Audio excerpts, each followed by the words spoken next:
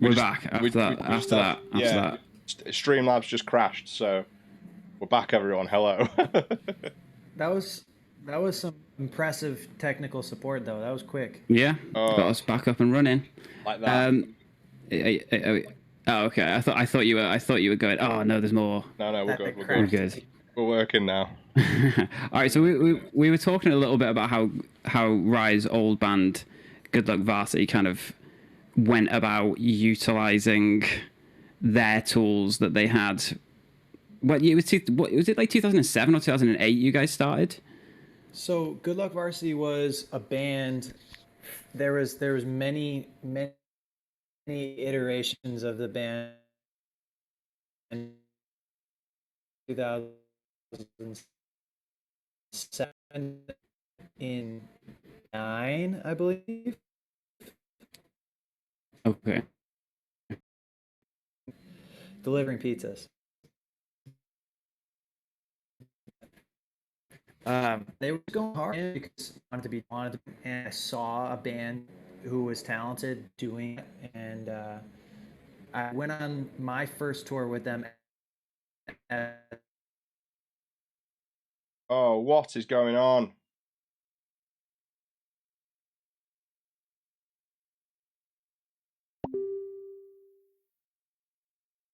Before we died. Right, I'm sorry, it just crashed again. Oh, But we're back, we're working, really? we're rolling, we're going, we're with the punches now. Okay, sorry, right, continue. Apologies. My bad, we're working It's all right. again. I just don't think the world doesn't need to know about Good Luck Varsity. No, seriously though, I don't know how many times you've heard me say this because I don't know when it's crashed, but I'm saying MySpace. Man, MySpace was like the tool for my band to book tours because we were independent and we had a pretty loyal local following. We would play a local show and there would be 200 plus people there sometimes, and for a band of our size, that was like really impressive. Yeah, actually. That's really reasonable at that time. So we thought, let's find these pockets of places across the country that we can do this and we can make a tour feasible, even on like a $100 guarantee or sometimes no guarantee at all. Somewhere where we knew people would turn up, and if they didn't have to pay admission, at least they would buy merch.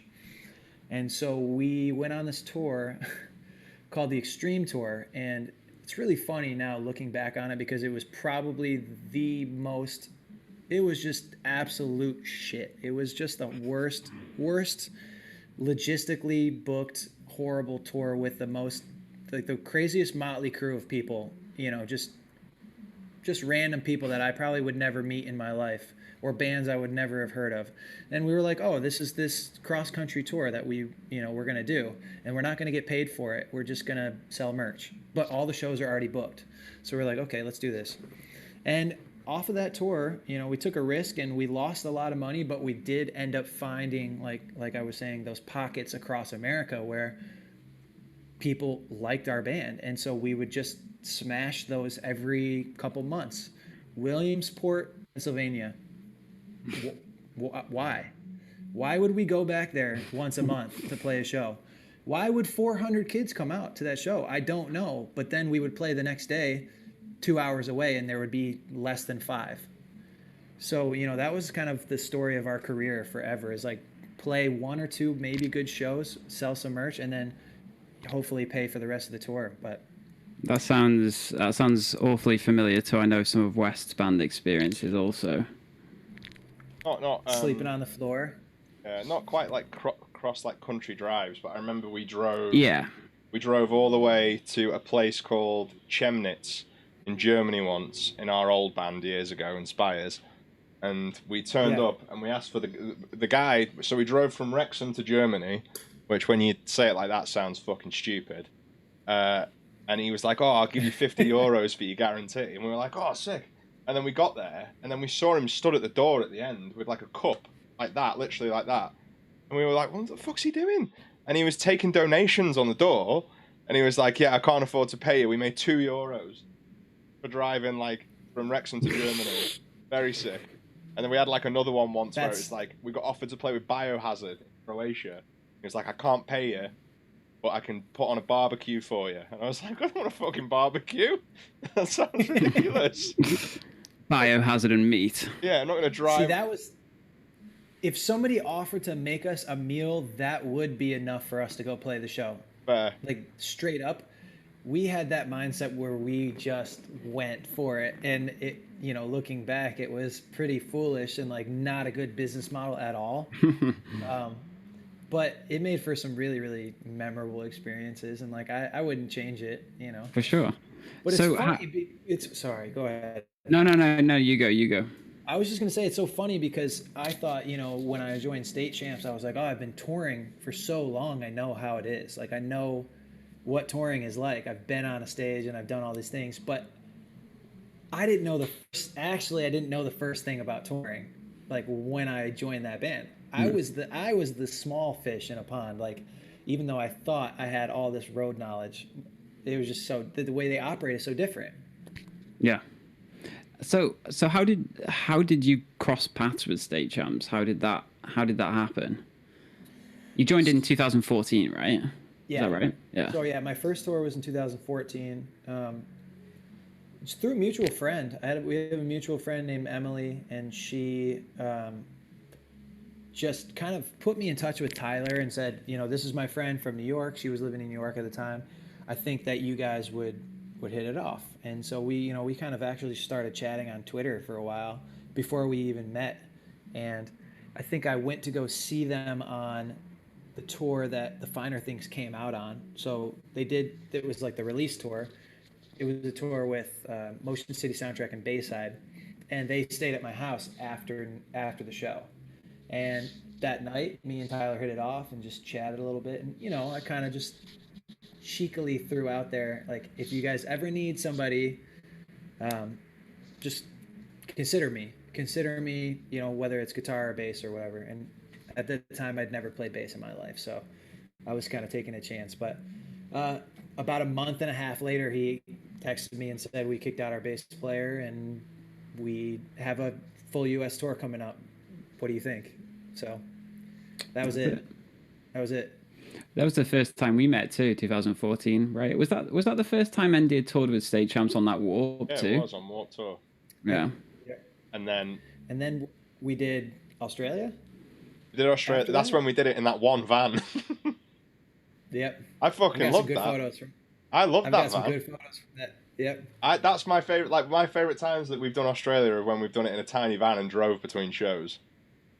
It was. I mean, touring Australia is pretty brutal regardless. Like whether you're driving or flying to every show, like people think like, oh, you're flying to every show, like that's lavish. Like it's really just not. It's more annoying than it is anything.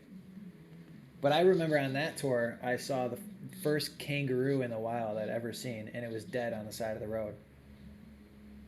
Does anyone know how many shows State Champs and ND have done together? No. I mean, maybe someone in chat can suss it out, but I haven't got a fucking clue. A lot. I was gonna say there might be somebody out there who knows, but yeah, someone's probably got it. So we did 2014 World Tour. We did the shows together in Australia, and did we do New Zealand together? Like 2 shows in New Zealand? Yeah, or something? we did, because that was the one where we. And do you remember the second one where we turned up and they were like, "Oh, don't worry, we'll supply backline." And it was like a combo amp like that. And we were like, what the fuck's that going to do? Christchurch. Yeah. That's where it was. Fucking Yep. Yeah. I remember the first show was great. It was at a place called the Ding Dong Lounge. I'll never forget that. I thought that was the funniest thing ever. That little stage in the corner of the bar. It was sick. Yes. It was a great show. We went to Hobbiton, didn't we? Yes. Yeah, was it that time? Yeah, it was that time. Yeah, must have been. Yeah, so we did that. Ding Dong Lounge. Fuck me. Yeah. And that was when baby. we were all so poor that we couldn't afford food. So we just all ordered like one Domino's between us because it was $5. It was the cheapest food anyone could get. Every night. Dude, so we saw the ad for the $5 Domino and we were like, this is all we're eating. Yeah. Literally all we did eat was that. It was crazy. Oh, yeah, we did that, and then we did. Was the World Tour after that? No. That was in 16. So What did we do? Did we not do anything in 15? Together, I don't think so. I think we were working on a record. Yeah, so we did, and then 16 we did the world tour where we did everything again pretty much. We haven't done Were you any. guys on Warped Tour that year, 16? Not 16. We were there for the one day. Do you remember? We came out That's for right. the Indiana That's right. show because we were doing the APMAs. I got fucking heat stroke at Yep. the end of that. So bad. We didn't have anywhere to sit all day, and I came and sat on your bus at the end because I remember it was like the SmackDown Raw like draft. Yep. So we all sat in the back and watched it, and then we got in the van on the way back to the hotel. I was like, "Fucking hell, it's freezing in here. Can we turn the heating on?" And everyone's like, "It's roasting." So I got this like really bad heat stroke. I remember going into bed, lying there with a cup like that, just shivering, falling asleep, and then just pouring water all over myself in bed. It fucking sucked. That is the most Matt West thing I've ever heard. Yeah, heat stroke, not good.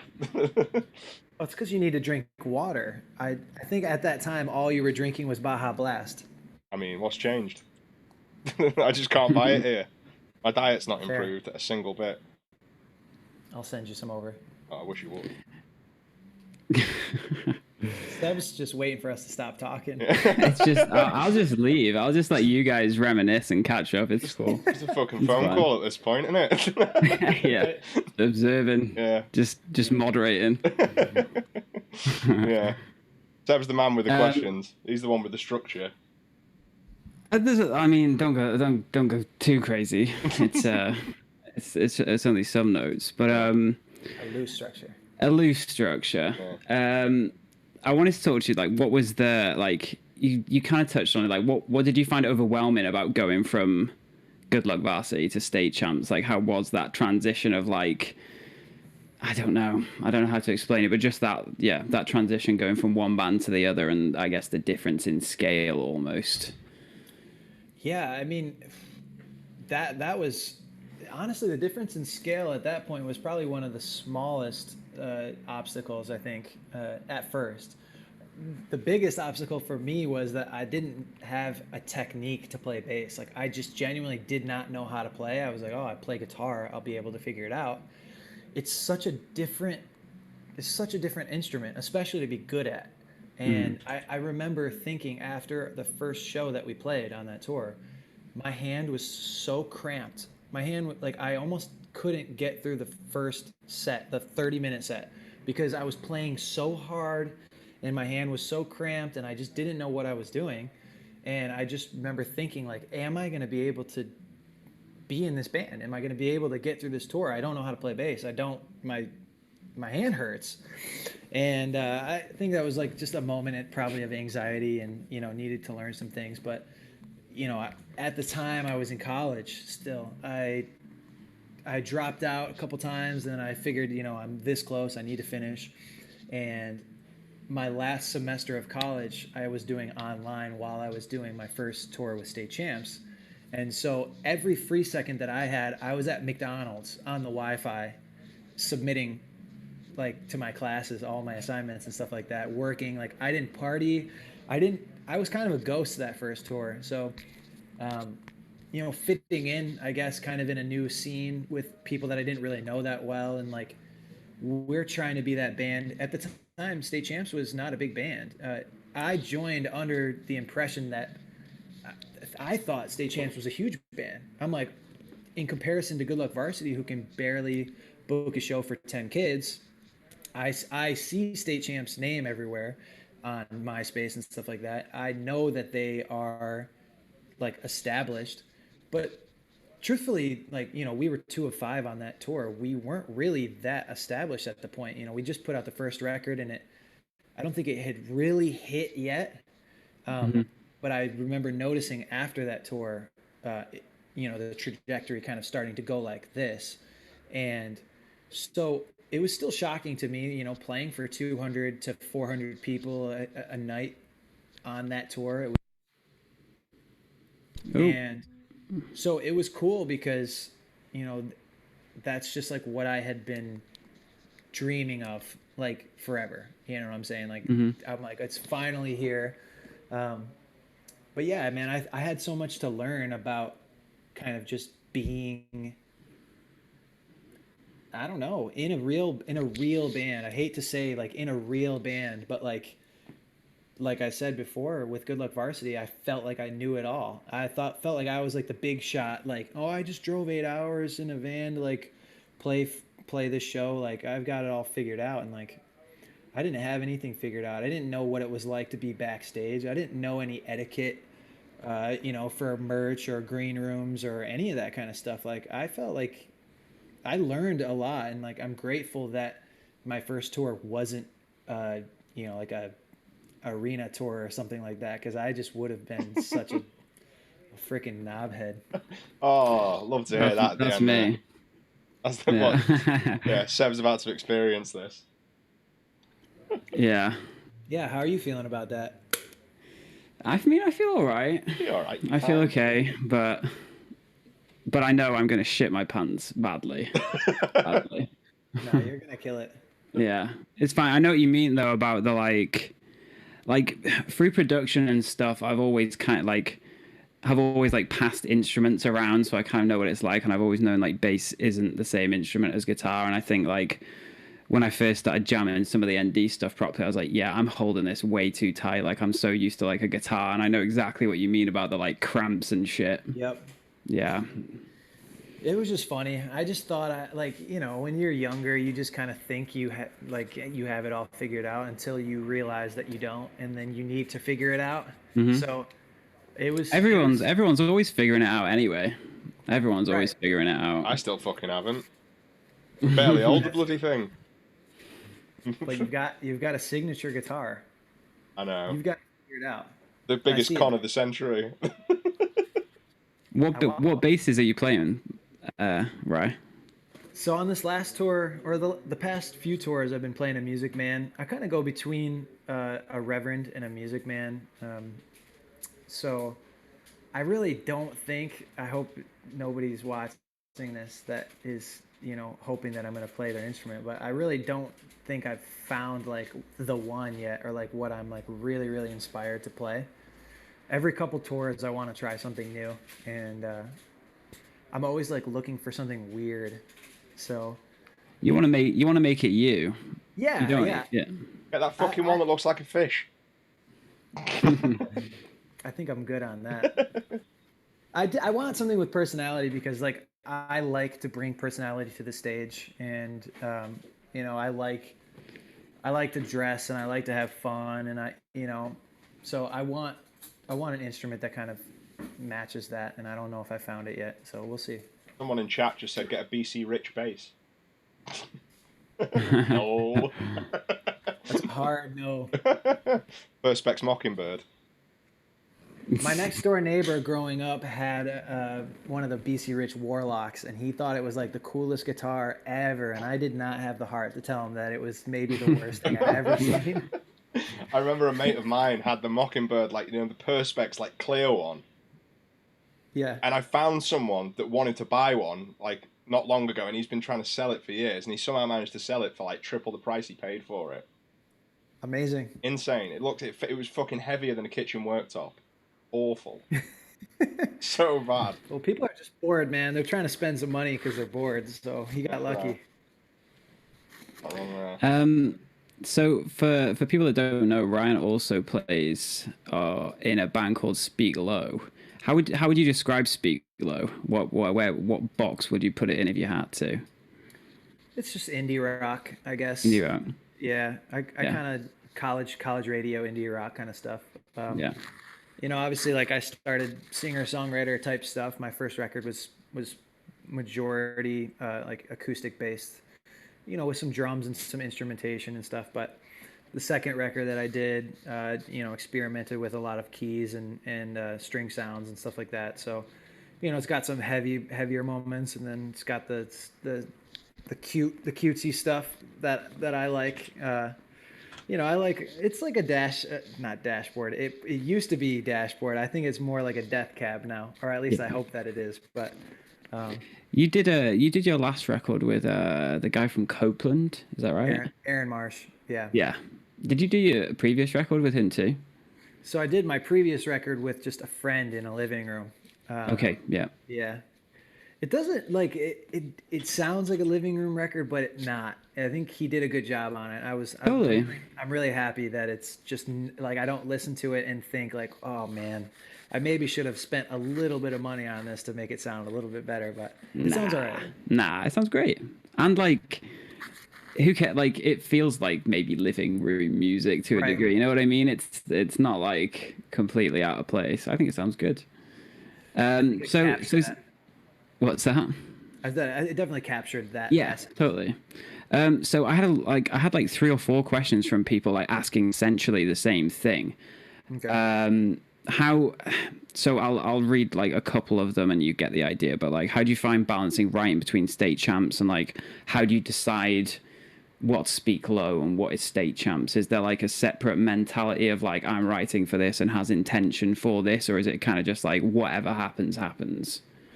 Um, it's tough because I think, at the start when I joined State Champs, I felt like there was a definite distinction between the kind of riffs that I was writing. Um, in 2014, I think I was listening to a lot of like Into It Over It and like the emo bands. I So hear that like proper like yeah. that record, Oh, yeah. absolutely love that record. And so I think Same. my guitar playing at that moment in my life was inspired by a lot of that kind of stuff. And so I could get carried away being a little bit noodly. And so I think when I would write a noodly part, I would immediately know that this is not a State Champs riff. Um, but then I've told the story a few times, and so some of you guys may have heard this. But on 2014 Warped Tour, I was playing a riff that I was writing for a Speak Low song. I was jamming on an acoustic guitar, and Tyler was like, "I really like that. Like that's great." And I was surprised because I thought I was definitely going to get shut down, saying like that's too Speak Low. Like it's got that like melodrama built into it. I think that's kind of like how I determine whether it's a Speak Low riff is if it's like just dramatic in feeling, I guess. And so he actually liked the riff, and we kind of restructured a little bit, and it turned into All You Are Is History, which was on the Around the World and Back record. So I think at that point I was like, oh, I can write this stuff that could be for either band, but it might have to be restructured in a way that works with State Champs. So, Makes 'cause sense. we've got the shimmery pop punk like summery sound. Like we like to write the upbeat, fast, happy songs, and that is very different than Speak Low. I write a lot of minor songs, and I write a lot of sad, downtrodden sounding songs, and so usually I can tell right away when a riff is a riff. But we're writing for a new record right now, and I kind of came in with a couple things that I thought could go either way, and some of them worked, and we restructured them in a way that it worked, and some of them, got left, and I'll probably use those somehow for a Speak Low song. Sweet. So this kind of ties into another question I was going to ask in terms of like State Champs, like the structure of State Champs writing, or even just the structure of Speak Low writing. I assume with you being a singer-songwriter, quote unquote, you kind of just vibe it out on an acoustic first, right? Or do you demo stuff and send stuff back and forth with State Champs, or how does it work? What I was about to ask. Yeah. Yeah, I'm probably the least technologically advanced person in our band. I don't know how to record myself, and I think that's probably one thing that I am like very much lacking in honing my craft, or like being as good as I can be.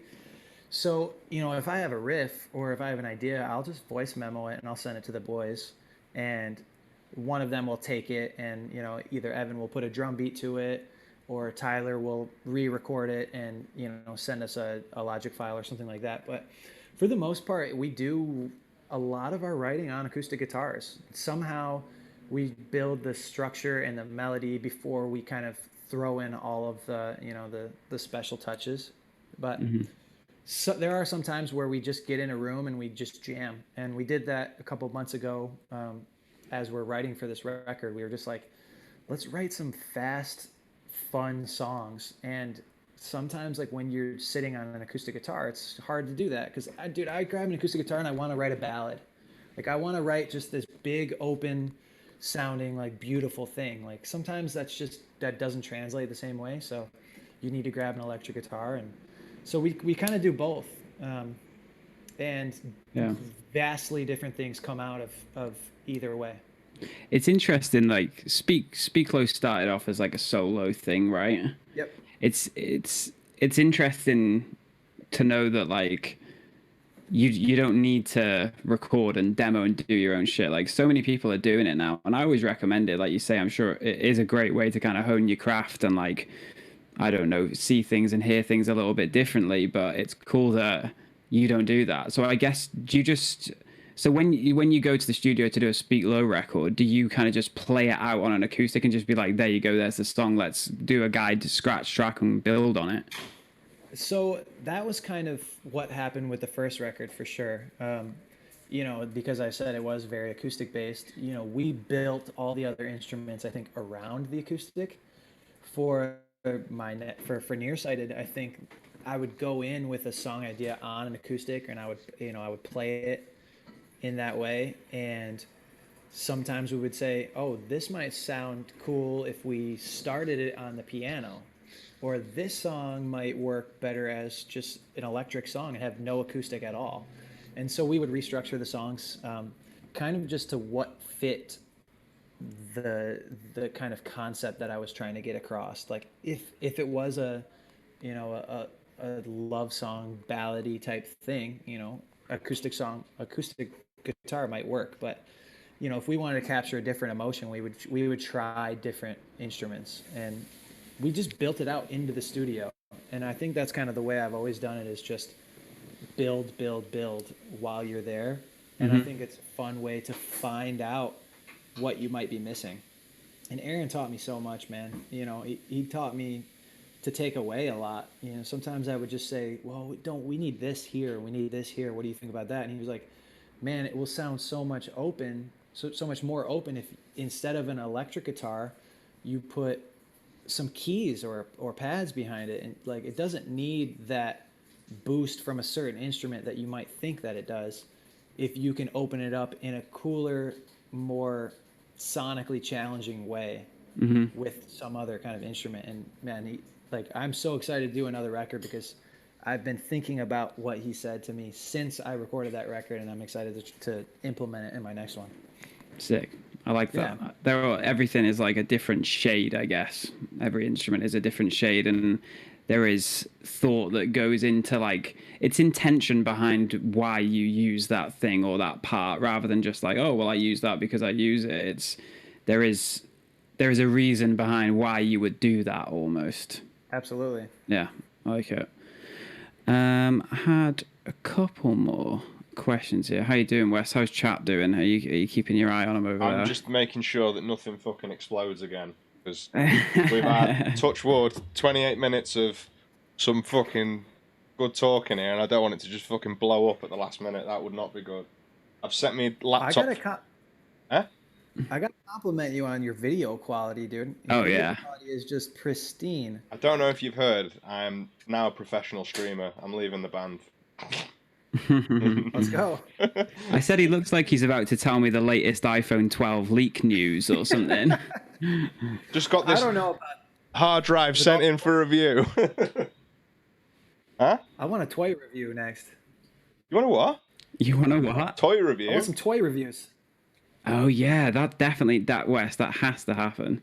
Toy reviews. I want my percent, baby. Your percent? There'd have to be any first, lad.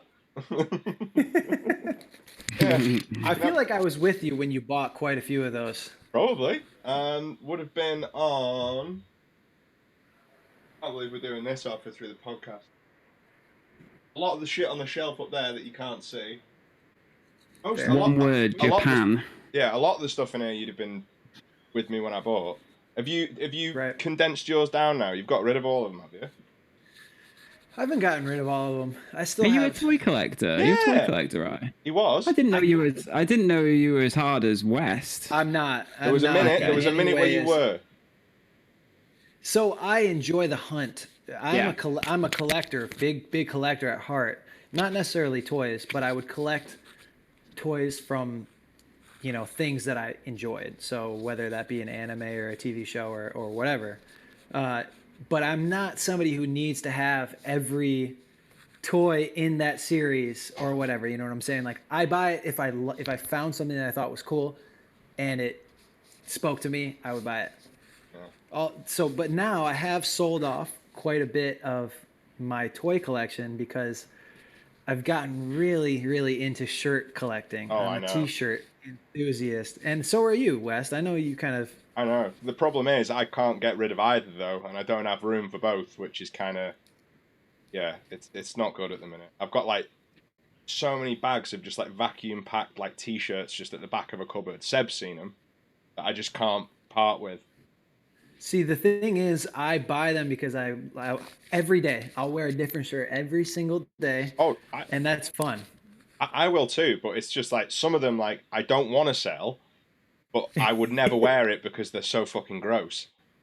Sure. That's the thing, because like I'll buy some like wrestling shirts and stuff because they're funny, like because they Yeah. are like because I look at it and I go like I cannot believe that this has gone through more than one person, gone to print, been sold, and then I've rebought it. That's the funniest thing in the world to me. Like it's the most 20 years later. 20 years later, the most hideous looking shirt you've ever seen in your life. It's like, well, I've got to get it. It's so funny. Exactly. But I do have a lot that I actually wear though. But like, I still, that's the thing as well. Like chasing them down's sick, and I think that's what you've been doing a lot more of recently with that. Is that right? Well, before I have been spending a decent amount of my quarantine eBaying, if you will.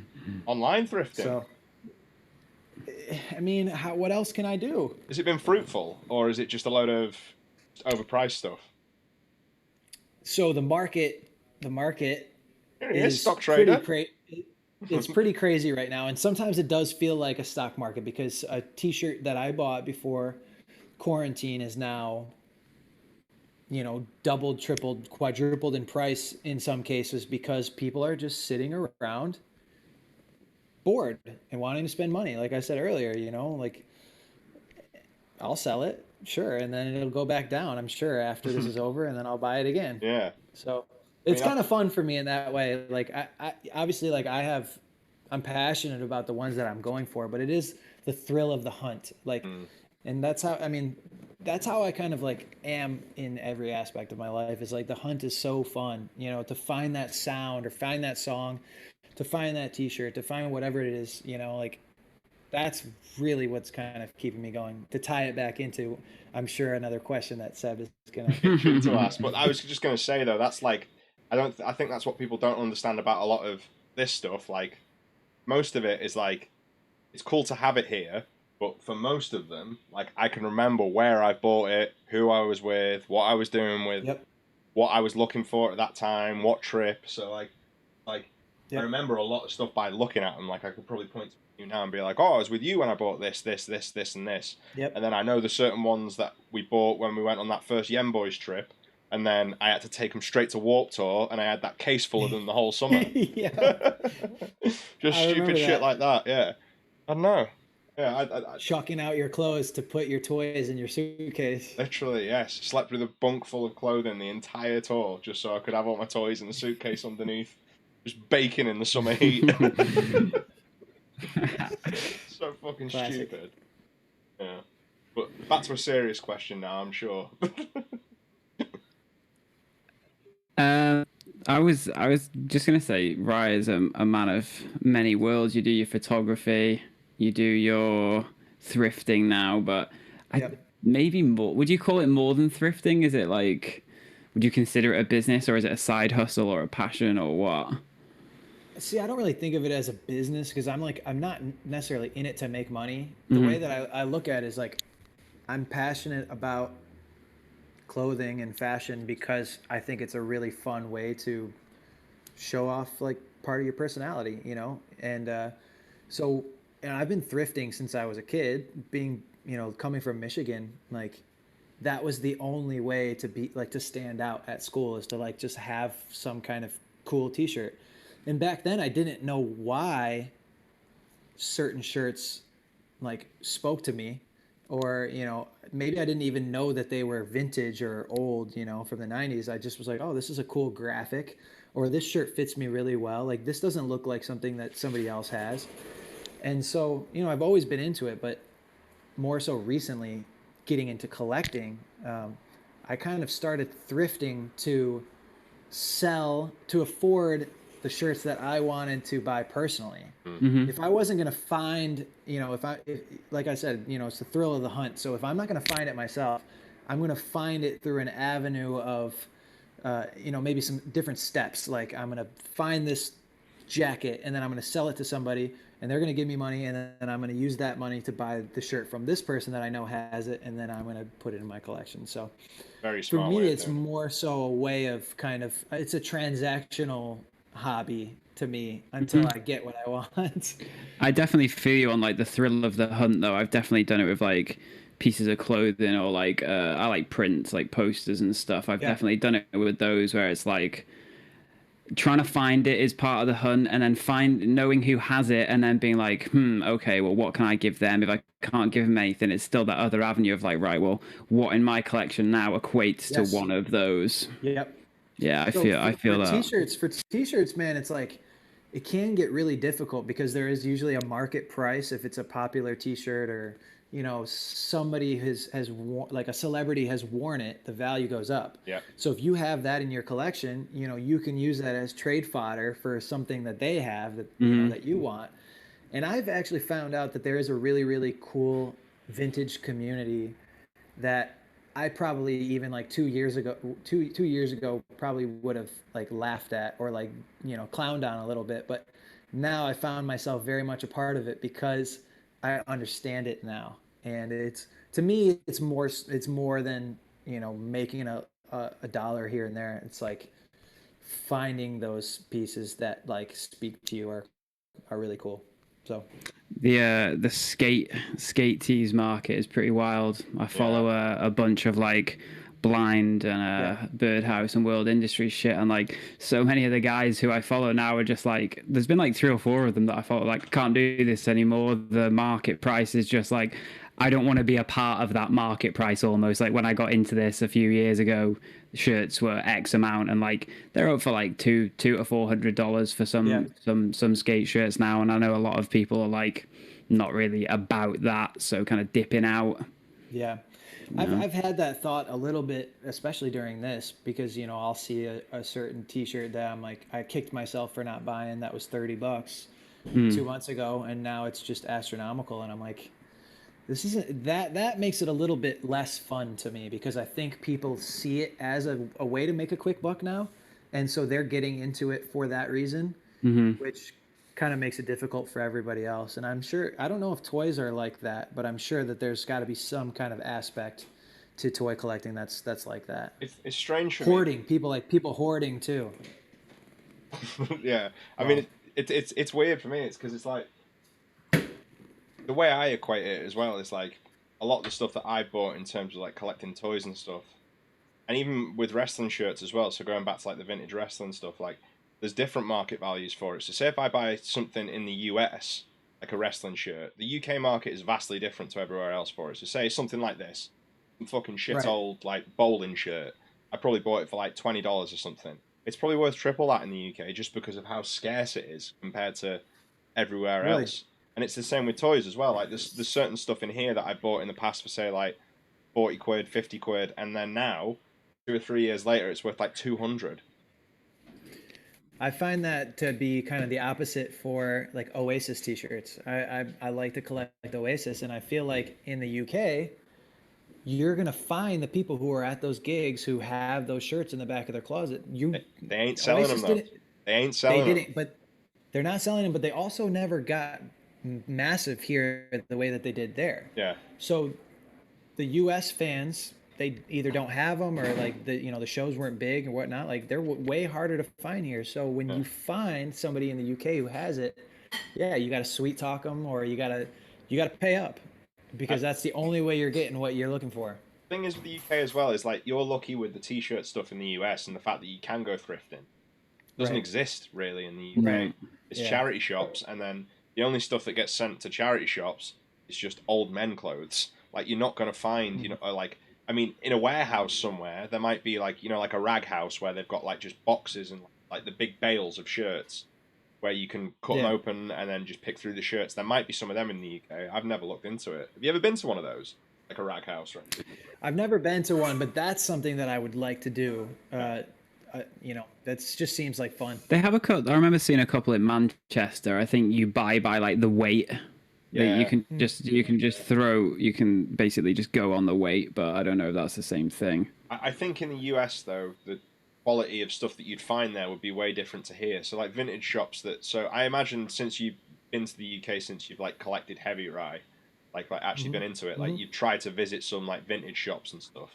I don't think that we really have as many similar shops as like that you do in the US, because obviously you can visit somewhere like a reseller, and sometimes like it kind of works out to visit one of those places because like they have the shirt, it's a bit more expensive, but like I'm just going to get it just because of the convenience. Yeah, I found it. Whereas obviously like you'd love to find the shirt for $1.50 somewhere opposed to like 40 or 50. That's where it comes back to the thrill, like the hunt for it again. But like, have you had any experience like going vintage shopping in the UK? I have done some vintage shopping in the UK. It's much different, and I think the not necessarily the quality, but what type of vintage that they have there is much different.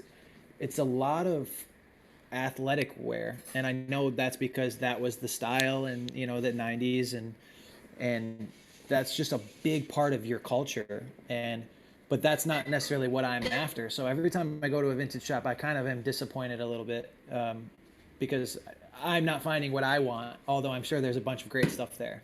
I mean, you're sorted if you want a nice bright pink tracksuit or a bright green tracksuit, or like some weird pattern down the sleeve, you'd be drowning in them. But like, if you want another Counting Crow shirt, you're pissing in the wind. Not happening. Right. Yeah. But we don't really have many places like the. So did I just talk over you then, Seb? Sorry. No, I don't. It's fine. It's fine. But we don't really have too many spots. Like you have like Round 2 and stuff, which is pretty popular over the US right now. There's Duke's Cupboard in London, and other than that, there's like there's a couple spots in London. Like we went to a couple last time we were there, but like they're well expensive. Yeah. Like I know the private sellers. I've met Matt from Tea Jerker. And, Tea Jerker's good as well, obviously. Laddie from the Vault, and Yeah. So I've ended up using a lot of the questions I got asked, kind of worked into a lot of my questions. So sorry to people who asked them and I just snaked them, but you did get your questions in there somehow. Tyler, State Champs, just asked, how dare you? If you want to answer that. It's got to be an office. It's got to be an office. It is, yeah, for sure. I think it's Kelly, right? I think it might be Kelly. She's like, yeah, I have one question. How dare you? I've still not seen it. Still never watched it. I've never watched Always Sunny. You see, I find that more criminal. Have you not seen Always Sunny, right? No. Okay, good. I feel a handful of episodes, and I know that I would like it, but I have not watched it. Yeah, Lid got like 5 seasons in and was like, I don't understand it. Like, they're all just so nasty, and I was like, that's kind of what the show is. They're meant to be like the worst people in the world. It took her 5 seasons to realize that. Yeah, she was like, because I kept watching it with her. It's like, it's funny, isn't it? And she was like, yeah, kind of. See, that's when you guys try to show me. I think it's the In-Betweeners. Oh, what did you think? Yeah, In-Betweeners. I did not like it. Oh. It's like the perfect encapsulation of what it was like going to school for us at that age. Kick him out the Zoom. That's been right. Thank you. See ya. It's been good. Thank you guys. Did we have any questions from chat, West? We had a couple up here.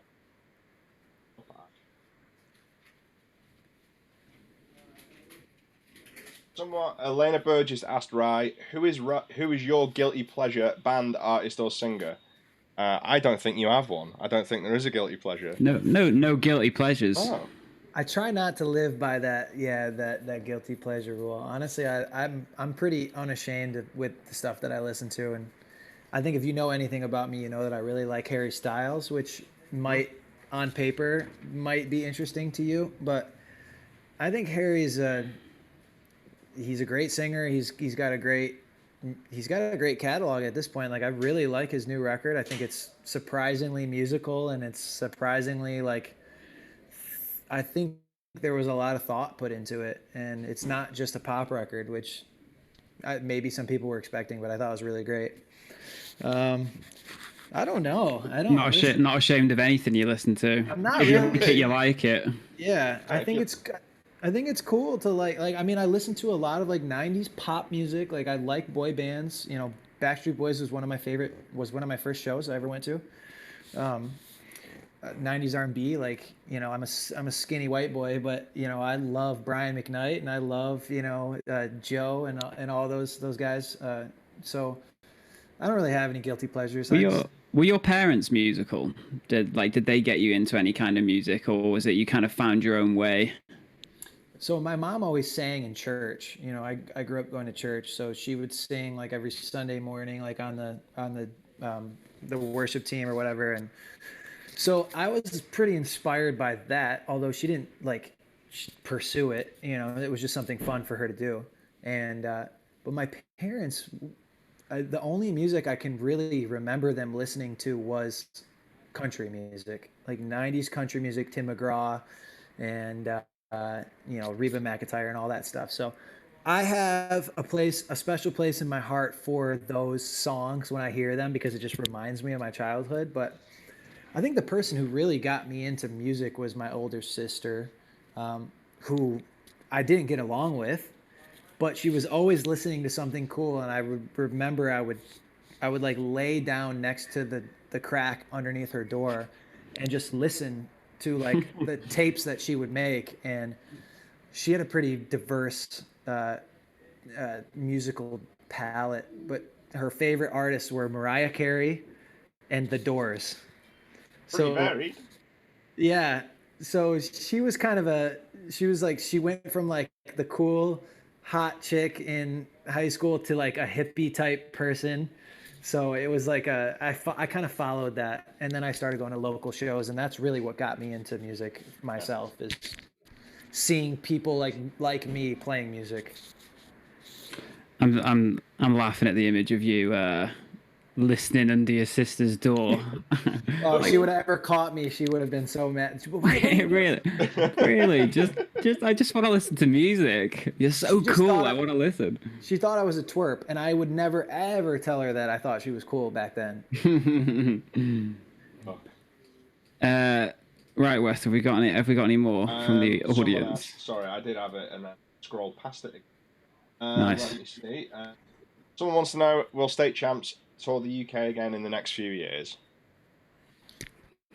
I've got to say yes. In the next few years, that's a big window. Hope so. I mean, we were supposed to be there this month, right? Slam Dunk. Yeah. Yep. So next year now, isn't it? Yeah, we'll see. I mean, our plans have shifted quite a bit since, you know, the last 2 months. We were supposed to be in the midst of making a record right now, and so we're trying to figure out when we can make that happen, because we live all over the country, and so to like make it happen, it's some work. So we got to figure that out, and we don't really want to do a big blowout tour without a new record. So it might be some time, but we do have some stuff that we've been working on, some special stuff that we can do from home, and some things to hold people over, I guess, until we are back on the road. But yeah, man, I'm just as bummed as you guys. Like, I was, the songs that we're writing, I'm really, really excited about. I want to get them down, and I want to get them out so that we can get back out there for sure. It's just a matter of waiting as to when out there is the hard part at the minute, is it?